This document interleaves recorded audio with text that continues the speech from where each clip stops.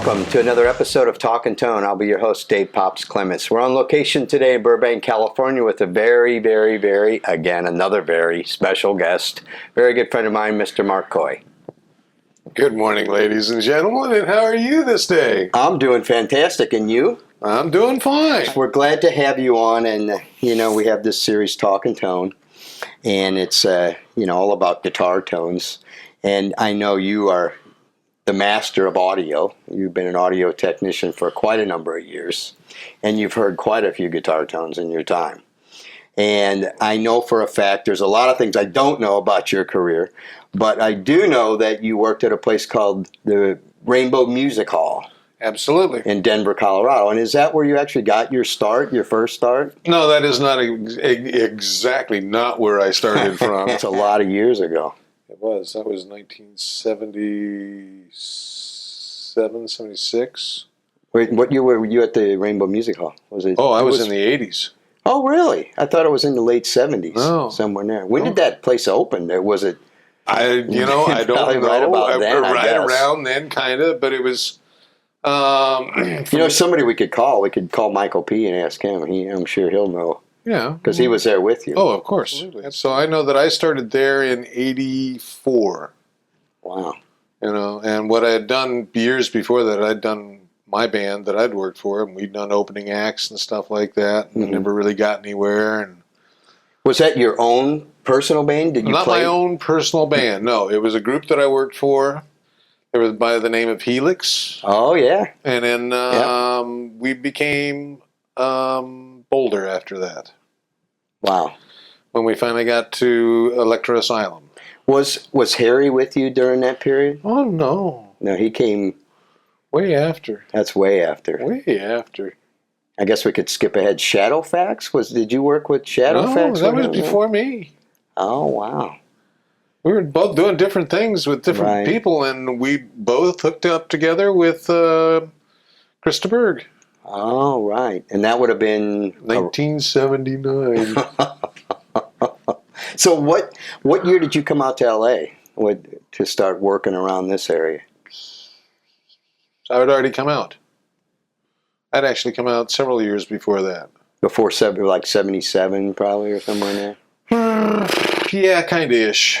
And then when we went to work for the Electra at the Asylum Manic Studios, it was great because it was just all kinds of top 10 new bands with all new producers and all new...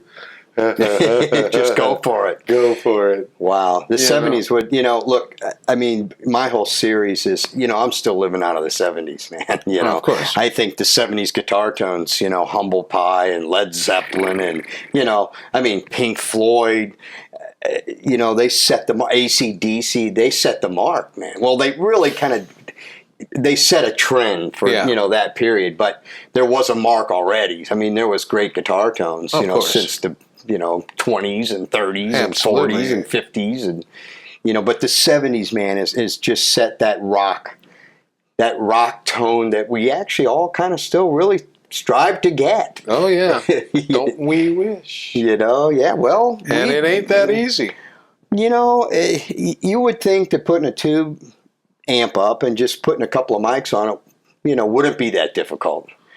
But it can be. So anyways, I talk about, the whole process, the recording process. Part of my whole deal is, we talk about it's not rocket science, but I try to get across the point that you take your guitar and you get your amp and you sit in front of it with, and I say no pedals to start with, but I know guys got rigs that are an integral part of everything. Yeah. So try to get your sound, go out there and listen and get that right, and then go in the control room and, try to reproduce that with the engineer and the producer. Absolutely. I mean, you sit there with numbers of mics, just try and put them all over the place and and without stopping. You just keep going until all of a sudden That's it. The little glitch. Yeah, that's it. That's it. That's the one we want. And it's all about that kind of stuff. You're using all kinds of mics. I'm all over the place with microphones. I just use them all the time, and I try them, and if I don't like them, I'll try something else, and I don't have a problem with that because I know the mic's good. And it's just going to pick up what it's going to pick up. Do you have a particular favorite mic that you like to use, say, for a particular type of maybe kind of recording session or a particular amp, or you just have favorite mics you like to put on the guitars all the time? I go all over the place. Most of the time I go with what I like, but that's with a band that I've already started working with. But I try all kinds of microphones. I try anything and everything, and if it works, I don't care if it's the most god-awful looking microphone. Right. What did it sound like? Yeah, exactly. Well, over the years, there's been a lot of microphones that have come and gone, but there's still a few, and I have just purchased a few of the old ones. Of course, a 57. Yep. You can always put a 57 on and get a tone. And, now these days it's the two mic. Everybody wants to use the two mics, a 57 and a Royer. That's the Tim Pierce, Yeah. Tim has kind of set that, I think he set that precedence, but he really likes to use that combination. And, I've been working with Talkin and he likes the 57 and a Royer.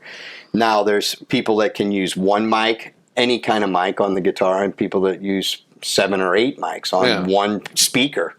Or several speakers, Absolutely. Craziness can be. Yeah. And some of my tracks, I've already used 4 microphones. I have an SM7 now as well. I love, it's a kind of a broadcast mic. People always go, oh, you mean the broadcast mic? And I go, yeah, you see it in a lot of radio stations. But I got to tell you, they used it for vocals for Michael Jackson. Yeah. On one of the records. So, I don't know if a lot of guys are using it for guitar, but I got to tell you, I love it. It's got a really nice, low, warm, the low end is just so warm and nice.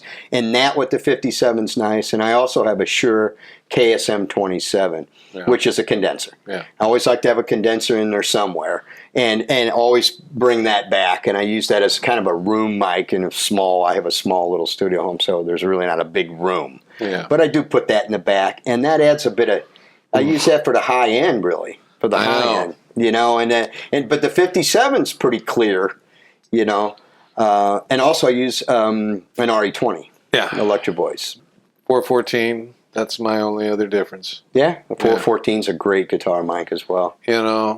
They just walk all over the place. It's always in how you place it.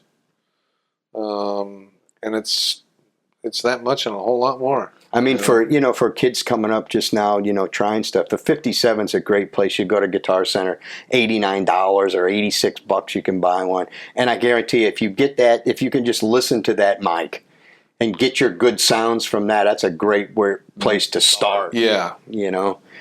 But anyways, back to your beginning. When you first came to L.A., you were working at the studios. Yeah, working for Electro Asylum Records. And you were mixing already or engineering? No, I was just kind of... Studio boy. Yep, studio boy. Waters and... everything and everything. Clean the toilets and the whole deal. No. We had everything else, but we did a lot of stuff. It was between myself and Jeffers Dodge. Right.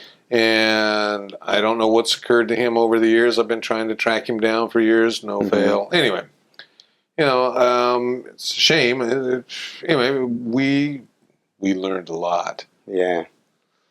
And I was about trying microphones. Mm-hmm.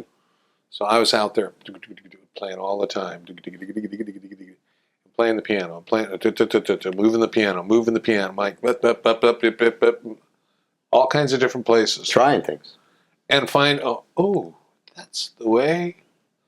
That's how you do it. 3 mics on a grand piano. There was no internet to go in and get online and look There up. was nothing. There was some books around. Yeah, And Full Sail was around.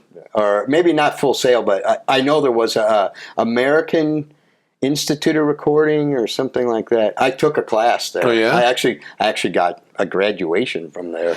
Cool. And which really didn't, it might have helped me somewhere along the line. Really, I did like you did. I just kept plugging away. Did it until it worked. Boom! Oh crap! What was that? We got Gazoom now. Yeah, here and there. But so from the studio, then you made some contacts in LA, and then you started working for some bands, or how did that? Actually, it was. I did not quite work that way. I came in with a band. We blew up as a band. I went to work for not King Crimson, Supertramp. Really? On which tour did you do Supertramp? I got called to do the second breakfast, Wow. the one they canceled. Oh, no, so you get the job and then it's okay. over. No, but they had another one. They had Krista Berg. Oh, right. So I went off and did that for about a year. Then that was Harry then. And then that was Harry for Harry and I. And you were mixing monitors? Yep. Back then? And he was doing drums. Wow, really? Yeah. Oh, I thought he was an engineer from day one. Mm-mm. Harry Andronis we're talking about. Absolutely. So everybody knows. We talk because we've been having these talks and have been Over around all the these years. people for a lot of years. So, Yeah. But Harry Andronis, and he was a great mixer and, Yep. A great loss to all of us. But, we're carrying on the legacy. Oh, sure. I mean, after that, then it was, I did Linda Ronstadt, Warren Zevon. Then I went to work for Krista Berg. And then when I got off that, I went and jumped on Zappa. Right. And that was just... Which were some big shoes to fill there. That was the shit. That was really the shit. It was everything for me. It was everything. There's not a lot. The man had everything that you wanted to work with. You could try any type of microphone on any type of input, use things, do things, try things. If that didn't work, next. Wow. Doesn't mean that it wasn't bad. It was just wrong for that situation. Right. That's the biggest situation. I'll try anything and everything. Right. I've done some of the crappiest recordings with some of the nastiest sounding mics, but they sounded great. Right. Yeah. Who knows? You don't until you hear it, and you don't hear it until the room is set. The room around the box. Because you're picking up so much. Everything is so close, yet everything can be so far as well. Right. And there's a lot of semblance that you can do and just make things happen. No, but I can only imagine. And the guy was, he was just so, thorough, and brilliant. Absolutely. There was a lot of goofiness that went on working for that man, but he was the most blessed guy. He really was. There was so much to go with, and so much material, and so much different stuff, and every sound check was another lot of songs every day, right? You were learning songs on the fly. But you had musicians like Bozio and Vi. I mean, you worked when those guys were in the band, right? Bozio was not in the band when I started. It was Chad Wackerman. Right. Scott Tunis, Bobby Martin, Ray White, and Ike Willis. That was the first tour? No, we weren't done yet. Yeah, right. And that Vi came along at some point. Oh, but Vi was in there as well. Yeah. Oh, yeah, in that first one. But no Mike Neely. It took a while before the Fowler brothers got in. That was in the 88 session. And Albert Wing. Our friend Albert. Absolutely. So it's just, it came from everywhere. Yeah. And then talk about guitar tones then. I mean, Frank, I think, from the years you've told me about Frank's, and I only got to see it from the end when I went through all the Joe's Garage Gear and inventoried all of Frank's stuff. And I got to see the pedal boards and the remnants of the racks with the cards plugged in and all that. But he at one point had part of a PA as a rig, didn't he? Or the Tycho Bray cabinets or something. Yeah.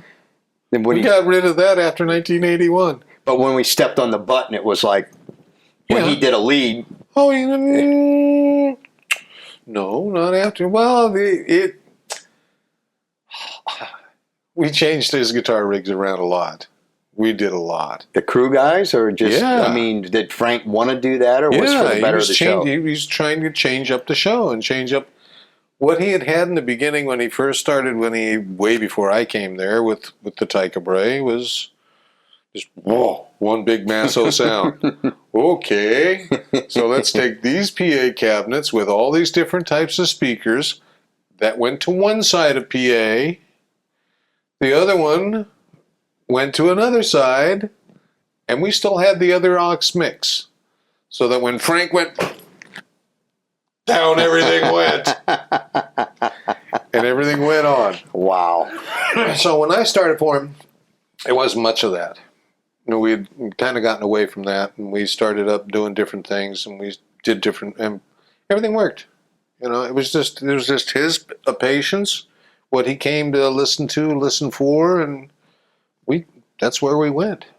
And all the guitars, like with the SG with all the switches and all the electronics, that was already there and in place, and absolutely. It's mind-boggling, and I only got to use the Marshalls, from us recording. I mean, years later, and I came in the picture. You got me in there with Dweezil, and I again told the story about the Steinberger guitars yesterday on Volume 10. Me trying to 8 hours of intonating a trans trem.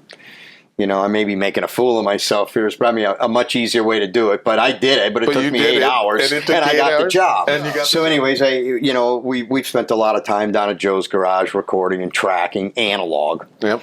And I also told the stories about going up to the house with Dweezil when Frank passed, and he went into the digital domain. Yeah. It was a much different situation there than I was telling yesterday in the interview about. With the meters, when you would be mixing on the Harrison, you could hear the meters ticking. Yeah. On the Ampex, and anybody would be going, "Oh my God! Look at your meters are going." They're just pegging. Oh yeah, it's okay. It's the kick drum. It'll sound great. Listen to this. Or the guitars. I mean, you could musically distort tape, and I put up my stuff, and I try to get that great guitar. That great distortion, even the clean stuff. It's just kind of. There's just a certain feel to it. Absolutely. And then I play it back on the digital, and I really would love to track to tape. It's quite involved, I hear, and can be quite pricey, but it is expensive. But yeah, right. I think there is nothing else. And you can now all of a sudden tape decks are starting to come back a little bit, and vinyl certainly is. So back to the beginning with Frank, with Frank's rigs. I mean, there was a lot of effects going on. Yeah. There were. And the best guy who ever mixed him didn't use that many effects. Right. There was far too much being eluded on the effects. There was so much, and I understand he wanted it, but he also realized that, no, I don't want this stuff, and all of a sudden we're just doing straight. Really? Yeah. More straight up guitar sound. Is that when, was he using the Marshalls then, or? Yeah. The Marshalls, and hell yeah, and the everything. A little, I got to think what they are. Pig nose. No. I used a pig nose in the studio, I know. No, but he had the little 12. Little single 12 with an open back. The Mesa Boogie. No. He had some Mesa Boogies as well, like the same ones Carlos Santana was using. No, these were just open. They were just another cab. Oh, really? Yeah, and it was just a cab and... Wow. Drive two heads and away you went. Wow. And that's how we got all the delay sounds. Really? And so pumping those way up in monitors is what really had to be there at that moment, because that's what needed to be for the drum loop. Right. And everything else was all over the place. So his wedges were cranking with lots of guitar? No. Really? They were just on. Really? Uh-huh. We had stuff stacked across in the rigs and, in the sides, and let's get we put them on the sides. Nope, that didn't work. Put them down, put them behind. There we go. Wow. And we were done real quick, with that one. And it was a lot of fun. Right. It was a great crew, too. I mean, Harry was there, of course. That was the last year. That was he did 88. He did 88. There was Bob Stone there. You came along. You did well. Right. Okay. Now, we had Mark Pinsky after that. Right. We actually had to...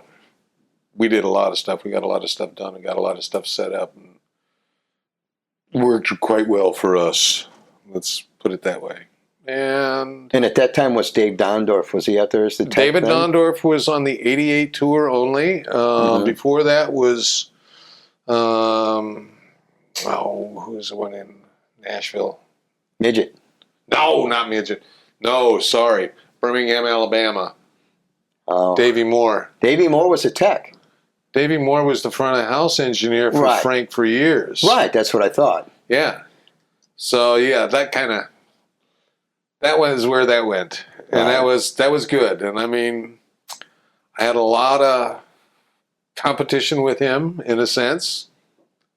It was fine. Didn't bother me one iota. So, the battle in the old days was, the battle from the monitor engineer versus the front of house guy. Yeah. Because it got so loud on stage. The guitar players wanted, and they were guitar bands. There was really not too much of dancing girls and, Yeah, there was. well, yeah. So, Robert Palmer. He had some dancing girls, didn't he? Oh, of course he did. Not to mention, we forgot that you did Robert Palmer. Yeah, oh well. And that was on one of the big hits then. Oh yeah, that was on the Addicted. Yeah, that was big at that time. And I'd worked with the band for 2.5 years. I went all over. I just went from one to the next, to the next, to the next, to the next, to the next, to the next. And Some other great tones, the band. Oh, man. I listen to their stuff, and it's amazing. That's crazy. They were the backup band for Dylan. I mean, there's some basement tapes floating around and have been for a while. I know. I got to tell you, I listen to that stuff, up on Cripple Creek. And, of course, that strikes home. We're both Colorado guys, so. Yeah, but you know what? I hated that song in Colorado. I hated that song. Well, I used to live in Colorado Springs, so we'd go up to Cripple Creek, and, Well, before there was a road to get there, not by covered wagon, mind you, but there was a road, but it was a dirt road through a blown out piece of the old gold mine road, something like that. So all the years and all the bands, and a fair bit of time at Joe's Garage. There really was a Joe's Garage. Yes, there was. It was, and you saw a lot of bands come through. You mixed a lot of bands in there as well. Mix everybody. I know there was a lot of great guitar tones that came out of that building. All of Ozzy's stuff for quite a while. Rod Stewart was in there. Yeah. I mean, some of the great stuff, man. Even I got to think. Emerson, Lake and Palmer. Well, I worked with them. Yeah. But no. I was going to think about you and yours. Oh, my stuff. I never did any recording. No, but you sat there and did all the stuff for all the guys that did. I did a few bands in Joe's Garage, primarily Dweezil Zappa. That was primarily First and foremost, you were with, and I ran into your buddy the other day. Yeah. Gentleman who was sent home on the, what was it, the 89 or 90? Who knows? I used to replace Izawa. Oh, yeah. I flew in. I ran into that guy. I flew in. That's how we met. No, we'd already worked together before. Me and you? Before Izawa? Uh-huh. I don't even remember. That'd have been a long time ago. Yeah, but you were still out here, and you were still hanging, and I called you up at the airport and said, hey, you better jump on an airplane and get to that was Izawa. Yeah. For Izawa. That's true. That's true. Because I'd already known you. Oh, no, I know what it was. I came in town with Southern Pacific. Yep. And Michael P. said, I got a buddy, Marque Coy, that works for Frank Zappa. Yeah. And he gave me your number, and it was the Super Bowl. It was a Super Bowl, and I was at the airport dropping gear. Yeah. Picking gear up in a Ryder truck from Rocket Cargo, and put it in the Ryder truck, and came to see the Super Bowl at your house, and left the next morning out on tour. Yeah. And then I went out on tour with Southern Pacific. And then that's when one of the Izawa tours started. Yeah. And I don't know, I went out, maybe I was out with Dio then or something. And when you called me, what you're talking about, I was out with Ronnie or somebody at that point in time. No, I don't know who. With, could have been Donnie Osmond. There you were. I was working with Donnie. You're right. It was Donnie Osmond. I got called in Chicago, and I had to fly home, get my passport done, and get on the next flight to Japan. Yep. And, people don't even know, we talk about all this tech stuff, but man, I got to tell you, you don't even know who you're working for. You get on a plane, you fly, and you get off the plane, and you don't go just to like a job and you get to relax, and you get off the plane and go to trouble. Yep. Somebody got fired because they didn't know what they were doing, and you're coming in to fix it. And you're walking right into show day with broken stuff, Used to do it all the time. I really don't like to do that much anymore. Well, I did it for a lot of years, and I went from one tour to another. I remember once at Meatloaf, I was out with somebody, and how quick can you get to London? Once a guitar player's having bad problems, and I flew from somewhere to somewhere to somewhere, to Iceland to Finland to somewhere to London. Get off the plane, the guy picks me up and drives me down to Sanctuary Music rehearsal facility there in London. And I get off on it, next thing you know, I got an RSB 18 apart, the brain out, apart. Well, not the brain, the actual switching unit. It's resoldering connections in there right off the plane. I could barely see straight, And then that's another great story about how you troubleshoot and you don't know, And I did all that work on that Bradshaw rig and put it all back together, and it did the same thing, and then all of a sudden it all went away.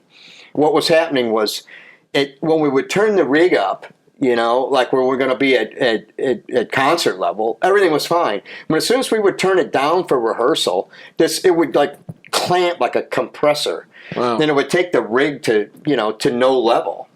Yeah. And we go, I have no idea when I first flew, and I thought that there was something in the in the breakout, or something was not making connection. It was clamping it somehow. So that's why I went through the whole board and soldered everything, and come to find out maybe 2 years later, I was at a NAMM show, and a Mesa Boogie guy says, "Oh yeah, we had a problem with those Strategy 400s with the clamping circuits. If they weren't seeing enough input to the amp, it was squashing the signal." I'm like, you gotta be kidding me, right? I'd have never known. Nobody would have known. There were recalls. They had to recall them or something at some point. That was years ago. I don't know.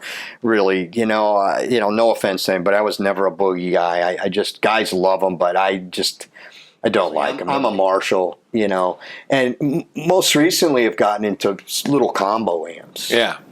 I got to tell you, I got a Fender combo amp right now over in my classroom. Killing. Speaking of classrooms, at one point at Joe's Garage, and I don't know at what year approximately, somebody came up with the idea, and I don't know what it was, but the Zappa Institute of Technology came about, and you were involved in that in the very beginning. Yep, I got there I got there in the beginning. And now it's been a few years already. Oh, absolutely, and I'm still running it over at North Hollywood High School and at Van Nuys High School. That's fantastic. And the whole purpose of the program is to teach kids. Education to people that need to learn it. To want to learn our business, our field. And not just guitar techs or guitar tones, but the whole package deal. It's lighting. It's lighting, sound, and working for musical instruments. So everybody, I've got students out all over, all kinds of different things, That's fantastic, and that's kind of our, what we're pushing, what my series is to not only let, there's a lot of adults that like to watch it, we have a lot of friends professionally, so hopefully they could pick one little thing up, but most people just go, it's this or that. But some of the stories we got are really quite interesting, even to some of the old pros like to listen, there's guys that I listen to stories. I'm a youngster, considered a youngster, really. I got buddies Brian Hendry and guys Webbins from the Stones and Benji and all those guys. Benji did Led Zeppelin, and some of the real cats are still around. They're around. Oh, and it's great, and guys like yourself that I like to talk to, and not only if we can educate and talk about some things, like, we'll hopefully do some more episodes where we can get a little more into, use this mic this way or use your gain structure this way or whatever. But, just for us to talk and, go, Yeah, that was really something. I mean, still to me, working with Frank, I mean, I can't, all the stuff you had, all the percussion rigs, and and to this day, I'll hear an engineer go, "Hey, we need to game," and I'll always go, my buddy Markson, he mixed Frank Zappa back when there was no, preset on your console. I mean, you pushed a fader, and if you forgot where it was at, well, then you screwed up. You had to remember it, or festivals when there'd be 8 bands and there was no recalls or put your disc in or none of that crap. You had to write it down, and you had, things where you marked each fader and where it was at, and the EQ knobs, I mean, I know some things these days are so far along, and that's really cool and great, and it still requires a lot of education now.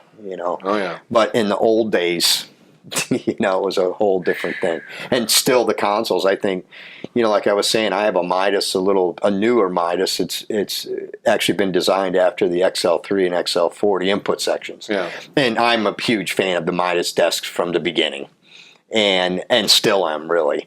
And so I bought this after reading and researching that it was from the cat who did the XL3 and XL4. Right. I'm sold.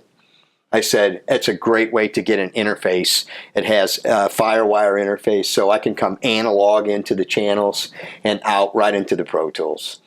And it's analog. It's analog inputs. I know. And, albeit you really can't hit those inputs. If it hits red, you can hear it. You can actually hear it. So you have to you can't like the old day really get into it, and you got to still be a little conservative on the trims, but it's still got the analog sound. Yeah. I'm not coming straight into the box. Yeah. There's a lot of great tube interfaces, I mean, all the Nuys, and I mean, it's just the Lunchbox series, there's some great stuff, I just I can't express enough the tube sound. That's what we long for. Well, it's what we do. We've always done it. And you and I have done it together. A lot of tracking. We've done it, Ooh, comedy club. Well, we did record something once. Actually, to be quite honest, Chris Oxett, my longtime partner, who's right here in Burbank, has L.A. drum shop, L.A. Lad. LA Drum Services. He was the drummer, and I played guitar. And we entered a song in a Billboard Songwriters Contest in 1991 or something, 2 maybe, somewhere in there. And we got an honorable mention. We didn't win anything. But, it was cool. We had some great tones. Back when engineers came cheap, 6-pack of beer and a bag of pork rinds. There we go. We're in. Let's roll. Yeah. Let's drink a few beers and track some guitars. Yep. Damn straight. Anyways, listen, man, I really want to thank you a lot for doing this today. And we have to head off as usual with all my guests. We got to get to dinner. We got no time to keep talking. Okay. So thank you so much. Thank you.